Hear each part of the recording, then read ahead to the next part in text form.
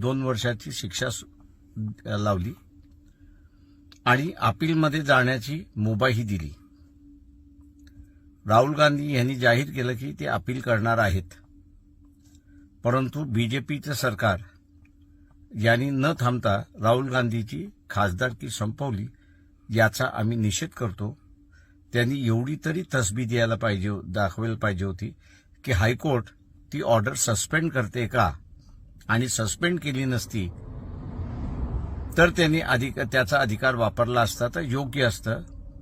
आता हा फक्त द्वेष भावना त्या ठिकाणी दिसते. अशीच परिस्थिती